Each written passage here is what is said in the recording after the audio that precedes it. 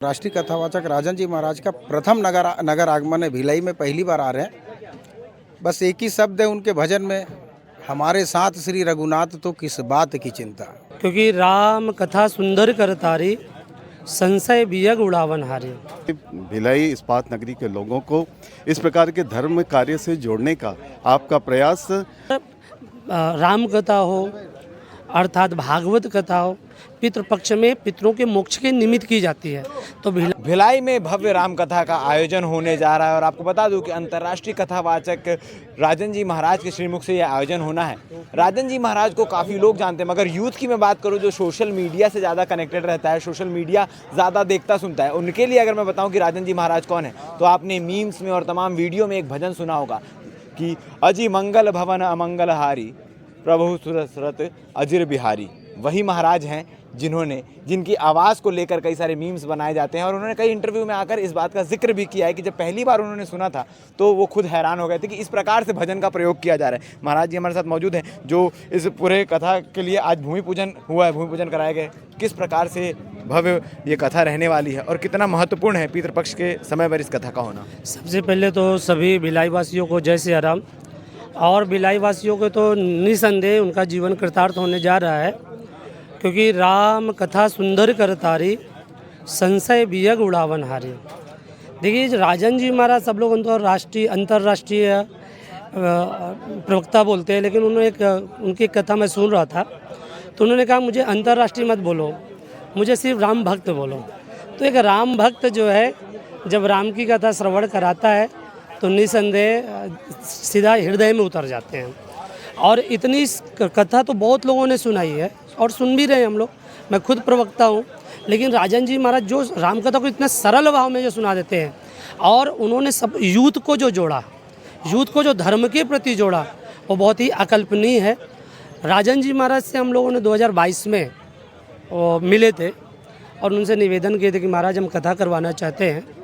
तो महाराज जी ने 2022 में कथा बुक किया था हम लोगों की और आज हम पितृपक्ष में, हम तो सोच ही नहीं सकते थे कि पितृपक्ष में कथा मिलेगी, क्योंकि ये जो 15 दिन है ये पितरों के प्रति श्रद्धा व्यक्त करने का होता है। और राम कथा हो अर्थात भागवत कथा हो, पितृपक्ष में पितरों के मोक्ष के निमित्त की जाती है। तो भिलाई वासी जो भी भक्त हैं राम कथा में जो भी श्रवण करने के लिए आएंगे, मैं सबसे ये भी निवेदन करूंगा कि आप अपने घर में पितरों को प्रणाम करके आएँ और उनसे बोले कि हे पितृ देवता, हम राम कथा श्रवण करने जा रहे हैं आपके निमित्त। तो आपका तो जीवन कृतार्थ होगा ही होगा, लेकिन इस पितृपक्ष में आपके पितृ भी तर जाएंगे और पितरों को भी मोक्ष मिल जाएगा। और इसलिए ये बहुत ही हम सब लोगों का सौभाग्य का विषय है कि पितृपक्ष में राम कथा, भव्य राम कथा का आयोजन विनोद भैया के द्वारा किया गया है। आज भूमि पूजन हुई है। कोई भी नया कार्य किया जाता है, कोई भी अनुष्ठान करते हैं तो सबसे पहले भूमि पूजन किया जाता है। भूमि पूजन इसलिए किया जाता है क्योंकि ये 9 दिन पृथ्वी पे बैठ के, माँ पृथ्वी के गोद में बैठ के कथा का श्रवण करेंगे।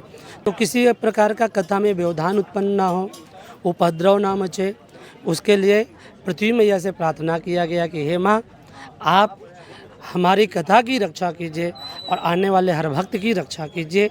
11 तारीख को भव्य कलश यात्रा का आयोजन किया गया है, तो ज़्यादा से ज़्यादा लोग कलश यात्रा में भी आएँ। और मैं सब माताओं से यही निवेदन करूँगा कि अपने अपने घर से एक कलश और नारियल लेकर के आएँ और शिवालय कुर्सी पार से कलश यात्रा निकलेगी जो पंडाल तक, कथा स्थल तक आएगी। तो सब लोग ज़्यादा से ज़्यादा आकर के इस कथा में श्रवण करें और कलश यात्रा में सम्मिलित हों। कलश का भाव बहुत प्यारा है। कलश में 3 अक्षर हैं, का, ला और शा। का अक्षर का अर्थ होता है माता काली, ला का अर्थ होता है माता लक्ष्मी और शा का अर्थ होता है माता सरस्वती। इन तीनों देवियों का जहाँ एक साथ समावेश है उसका नाम कलश है। चूँकि ये शक्ति है तो शक्ति को पुरुष नहीं ग्रहण कर सकता, एक शक्ति दूसरे शक्ति को ग्रहण कर सकती है, तो इसलिए कलश माताएं ही इसलिए उठाती हैं। तो सभी माताएं अपने घर से कलश और नारियल लेकर के आएँ और भव्य कलश यात्रा में भी, जिस प्रकार आज भूमि पूजन में बढ़ चढ़ के भाग लिए हैं, कलश यात्रा में भी भाग लें। जय श्री राम। राकेश पांडे जी भी हमारे साथ मौजूद हैं। भिलाई में एक के बाद एक भव्य कथा का आयोजन लगातार हो रहा है। अब राजन जी महाराज जी आ रहे हैं, किस प्रकार से भाव रहने वाला है और युवाओं को कैसे प्रेरणा मिलने वाली है? इस स्थल के माध्यम से मैं राजन महाराज जी को प्रणाम करता हूं और साथ ही साथ माननीय विनोद सिंह जी को बहुत शुभकामनाएं देता हूं कि देखिए हमारे भिलाई इस्पात नगरी के लोगों को इस प्रकार के धर्म कार्य से जोड़ने का आपका प्रयास निरंतर चल रहा है। इसके पहले भी हम सभी को आपके सानिध्य में एक बहुत बड़ी कथा, माननीय मिश्रा जी की कथा हम सबको सुनने का अवसर मिला था और निस्संदेह समाज कार्य में इस प्रकार के कार्य ये जो लोग करते हैं हमको उसका अभिनंदन करना चाहिए। मैं आपके प्रयास को बहुत सराहता हूं और इनको मैं प्रणाम करता हूं। विनोद सिंह जी भी हमारे साथ मौजूद हैं। विनोद जी, राजन जी महाराज की कथा का एक छोटा सा टुकड़ा लेकर मीम्स बनाए जाते हैं सोशल मीडिया में, आपने भी सुना होगा, सुना है इस चीज़ को? सुने पहले तो किस प्रकार से पूरा ये कथा आयोजन होने वाला है? देखिए, राजन जी महाराज का अंतर्राष्ट्रीय कथावाचक राजन जी महाराज का प्रथम नगर आगमन है। भिलाई में पहली बार आ रहे हैं। बस एक ही शब्द है उनके भजन में, हमारे साथ श्री रघुनाथ तो किस बात की चिंता। रघुनाथ की कृपा हुई और भिलाई वासियों को राम कथा का रसपान करने का अवसर प्राप्त होगा। 12 तारीख से 20 तारीख तक, समय 2 बजे से लेकर शाम 6 बजे तक, और 11 तारीख को भव्य कलश यात्रा निकाली जाएगी हजारों माताओं बहनों के साथ।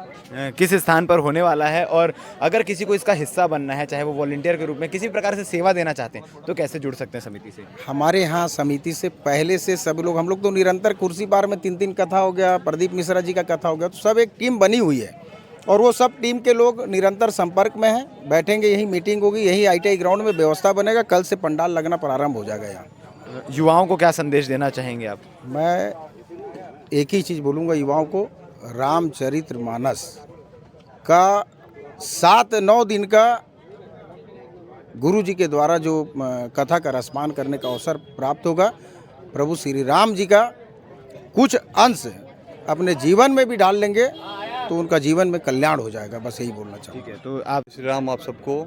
हमारे बचपन के मित्र विनोद सिंह जी, वार्ड कुर्सीपारा वार्ड के पार्षद और भाजपा के कोषाध्यक्ष दुर्ग जिला के, मैं उनको बहुत बहुत बधाई और शुभकामनाएं देता हूं कि वो राजन जी महाराज को बुला के यहाँ भव्य राम कथा का आयोजन करवा रहे हैं। उसके लिए उन्हें बहुत बधाई। और ये समाज में ऐसे कार्यक्रम होना बहुत ज़रूरी है। इससे हमारे समाज में एकता मिलती है, संगठन को ताकत मिलती है। दूसरा, हमारे धर्म का प्रचार करना हर धर्म के इंसान को ज़रूरी है। तो विनोद सिंह जी ऐसे कदम उठाते रहते हैं। ऐसी पहल वो बहुत पहले भी कर चुके हैं और इस बार भी वो बहुत अच्छा आयोजन कर रहे हैं और इनका आयोजन सफल हो, उसके लिए मैं ईश्वर से कामना करता हूं और आगे इससे बड़े आयोजन करें और भव्य आयोजन करें, जिससे हमारे समाज को संगठित रहने के संदेश मिले।